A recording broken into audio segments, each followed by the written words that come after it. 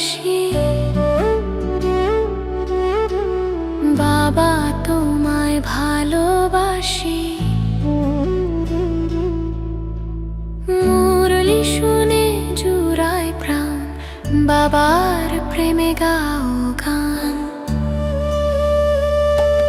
জ্ঞান রত্ন নাও তুলে, দুঃখ সব যাও ভুলে, এসো করি মন্থন, ছিড়বে মায়ার বন্ধন। ওম শান্তি। আজ আমরা হারিয়ে যাব অব্যক্ত বাপদাদার এক গভীর মিলনে। ওম শান্তি। আপনার কথা শুনেই মনটা যেন আপনা থেকেই স্থির হয়ে আসছে। আসবেই, কারণ আজ আমরা যে মিলনের গভীরে প্রবেশ করছি সেটা হলো ১৩ই মার্চ ১৯৬৯ সালের। আচ্ছা, আজকের এই মিলনে বাপদাদার প্রত্যেকটা শব্দে যেন স্নেহ আর শিক্ষার এক অপূর্ব মিশ্রণ ঝরে পড়ছে। হ্যাঁ একদম। তিনি আমাদের বর্তমান স্থিতি আর ভবিষ্যৎ সম্পূর্ণতার একটা নিখুঁত চিত্র এঁকে দিচ্ছেন। মানে এটা কোনো সাধারণ আলোচনা নয়। না না, এটা এক সূক্ষ্ম অনুভূতি আর আত্মচেকিংয়ের যাত্রা। চলুন সেই যাত্রায় মনকে সঙ্গী করি। নিশ্চয়ই। বাপদাদার প্রতিটি শব্দ যেন আমাদের হাত ধরে একটা উঁচু অবস্থায় নিয়ে যেতে চাইছে। আজকের মিলনের যে মূল ভাবনা, মানে বাপদাদা যে মহাবাক্যটি আমাদের সামনে রেখেছেন, ওটা শোনার পর থেকেই মন এক গভীর চিন্তায় ডুবে আছে। কি সেই মহাবাক্য? তিনি বলছেন, প্রেম এবং শক্তির গুণাবলীর মিল, এই একটা বাক্যেই যেন সম্পূর্ণ পুরুষার্থের সার লুকিয়ে আছে। কিন্তু কিভাবে এই মিলন সম্ভব? খুব সুন্দর প্রশ্ন। আর এই প্রশ্নের উত্তরই তো বাপদাদা আমাদের দিচ্ছেন দেবীদের উদাহরণের মাধ্যমে। হ্যাঁ, ঠিক। তিনি আমাদের দৃষ্টি আকর্ষণ করে বলছেন আমরা যেন নিজেদের দেবী রূপে দেখি। একবার দেবীদের ছবির কথা ভাবুন। বাপদাদা যেমন ইশারা দিচ্ছেন, তাদের চোখে থাকে মাতৃপ্রেম আর দয়া, এক অসীম শীতলতা। একদম চোখ দুটি যেন করুণার সাগর। কিন্তু শুধু এটুকুই কি দেবী স্বরূপ? না না, একেবারেই না। তাদের রূপে, তাদের দাঁড়ানোর ভঙ্গিতে, এমনকি তাদের হাতে থাকা অস্ত্রেও এক অসীম শক্তির প্রকাশ দেখা যায়। ঠিক, একদিকে তিনি জগজ্জননী স্নেহময়ী, আর অন্যদিকে তিনি অসুর দোলনী, মহাশক্তি। প্রেম আর শক্তি যেন একে অপরের পরিপূরক। একদম। এই ভারসাম্যটাই, এই ব্যালেন্সটাই বাপদাদা আমাদের জীবনে আনতে বলছেন। তিনি আমাদের খুব সূক্ষ্মভাবে পরীক্ষা করতে শেখাচ্ছেন যে আমরা কখন কোন তরঙ্গে ভেসে যাই, তাই না? হ্যাঁ, আমরা কি কখনো শুধু প্রেমের তরঙ্গে ভেসে যাই, মানে এতটাই স্নেহময় হয়ে পড়ি যে মায়ার প্রভাব চলে আসে আর শাসন করার শক্তিটা হারিয়ে ফেলি? আবার উল্টোটাও তো হয়। হয়তো আমরা কি কখনো শক্তির রূপে এসে এতটাই কঠোর হয়ে যাই যে আমাদের ভেতরের স্নেহ বা নম্রতা হারিয়ে যায়? হ্যাঁ, এই ওঠানামাটা তো প্রায়ই অনুভূত হয়। কখনো মনে হয় খুব ভালোবাসা দিয়ে সবাইকে আপন করে নিই, আবার যখন কোনো পরিস্থিতি আসে যেখানে দৃঢ় হতে হবে, তখন হয়তো সেই প্রেমময় রূপটা বজায় রাখা কঠিন হয়ে পড়ে। ঠিক। বাপদাদা বলছেন, এই দুটো গুণ যখন একসাথে সমানভাবে থাকবে, তখনই আমাদের সম্পূর্ণ দেবী স্বরূপ প্রকাশ পাবে। আর এই সম্পূর্ণতার একটা কি সুন্দর ব্যবহারিক উদাহরণ হতে পারে একজন সার্জনের মতো। আচ্ছা, তার মনে থাকে রোগীকে বাঁচানোর অসীম করুণা আর প্রেম। কিন্তু সেই প্রেম প্রকাশ করার জন্য তার হাতে থাকে ধারালো ছুরি, যা হল শক্তির প্রতীক। ঠিক, হাত কাঁপলে তো চলবে না। একদম। তার হাত যদি করুণায় কেঁপে ওঠে, তাহলে তিনি অপারেশন করতে পারবেন না। আবার মনে যদি করুণা না থাকে, তাহলে তো তিনি নিছকই একজন কসাই। বাহ, প্রেম আর শক্তির এই নিখুঁত মিলন।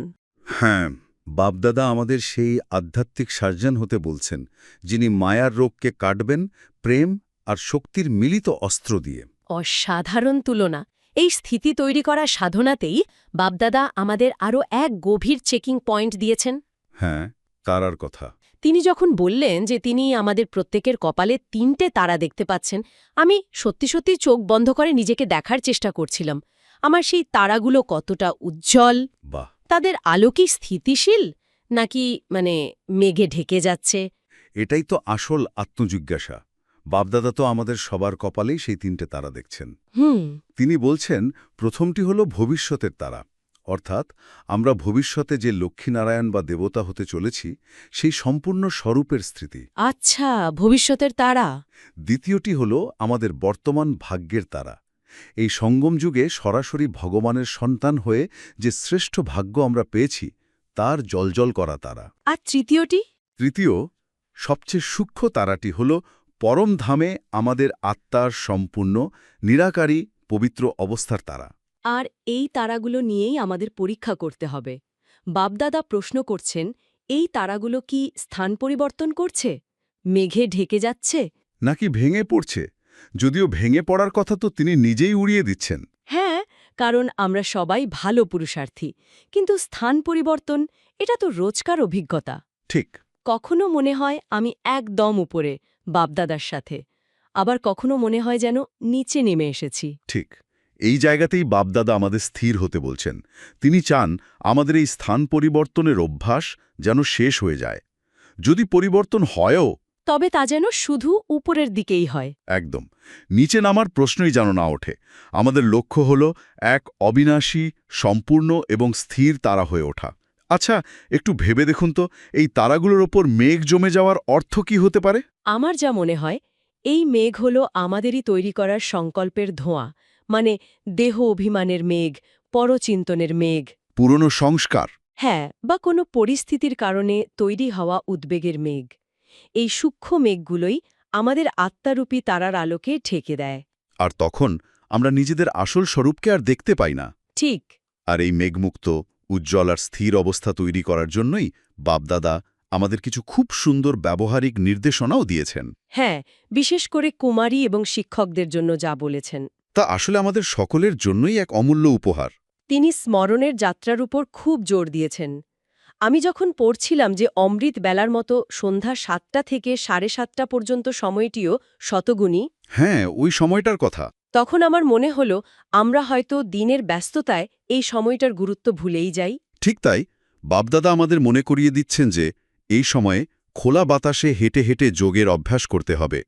ঠিক যেমন সাকার জগতে বাবা মধুবনের পাহাড়ে বা বাগানে সবাইকে নিয়ে যেতেন। তিনি চাইছেন আমরা যেন বুদ্ধির যোগে বাপদাদার আমন্ত্রণে সেই সূক্ষ্ম জগতে ভ্রমণের অনুভূতি করি। এটা শুধু বসে শ্রমণ করা নয়, এটা এক জীবন্ত অভিজ্ঞতা।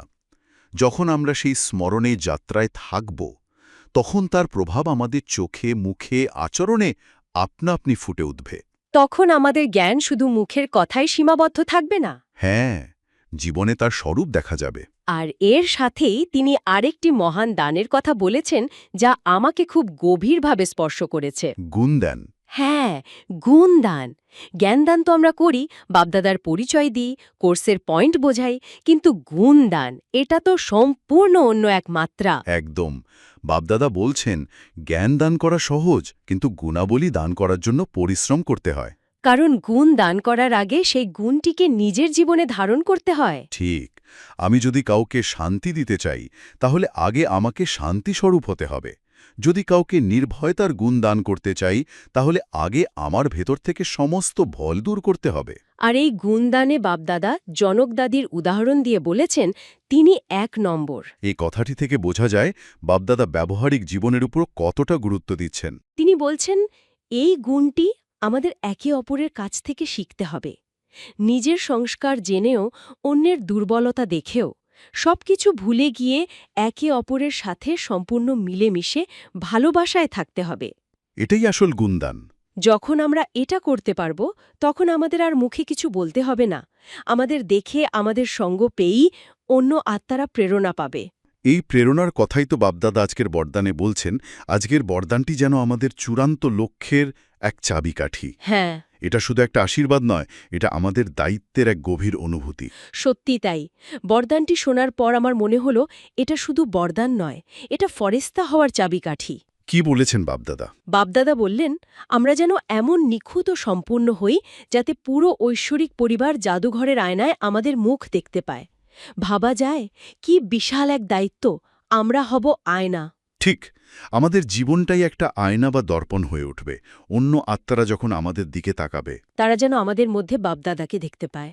হ্যাঁ, আমাদের আচরণ, আমাদের দৃষ্টি, আমাদের স্থিতি সবকিছুই যেন এক স্বচ্ছ দর্পণ হয়, যেখানে পরমাত্মার প্রতিবিম্ব ফুটে ওঠে। আর এই দর্পণে যদি সামান্যতম কোনো ত্রুটি থাকে, একটা ছোট্ট দাগও থাকে, তাহলে সবাই তা লক্ষ্য করবে। অবশ্যই। আয়না একটু ঘোলাটে হলে বা তাতে দাগ থাকলে যেমন প্রতিবিম্ব স্পষ্ট দেখা যায় না, আমাদের জীবনে যদি কোনো অপূর্ণতা থাকে তাহলে অন্য আত্মারা ভগবানের সঠিক পরিচয় পাবে না। তাই বাপ-দাদা বলছেন এমন নিখুঁত হতে হবে যেন সবাই বলে এটা অসাধারণ, কোনো খুঁত থাকা চলবে না।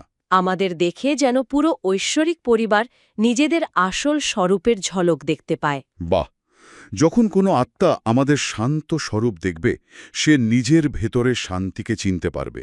যখন আমাদের নির্ভয় রূপ দেখবে, সে নিজের আত্মিক শক্তিকে অনুভব করবে, আমরা এক জীবন্ত জাদুঘর হয়ে উঠব। যেখানে প্রতিটি আত্মা নিজের দেবত্বকে খুঁজে পাবে।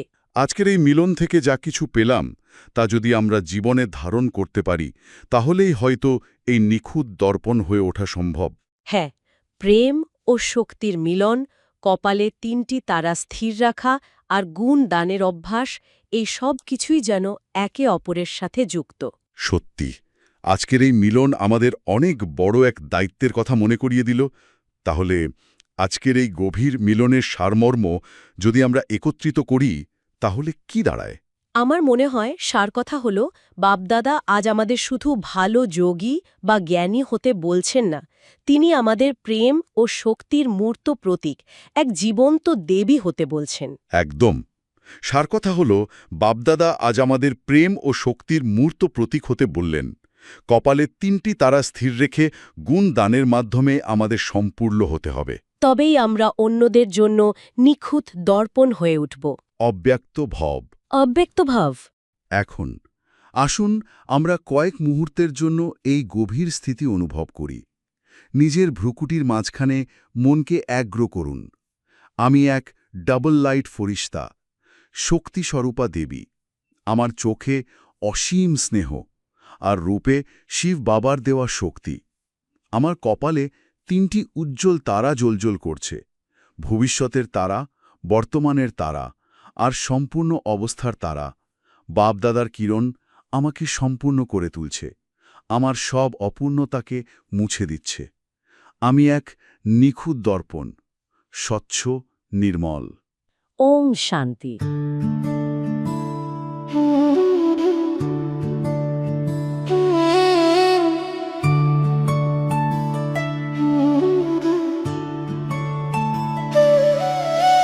মধুবনে বাজে বাঁশি, বাবা তোমায় ভালোবাসি। মুরলি শুনে জুড়ায় প্রাণ, বাবার প্রেমে গাও গান। জ্ঞান রত্ন নাও তুলে, দুঃখ সব যাও ভুলে, এসো করি মন্থন। ছিড়বে মায়ার বন্ধন।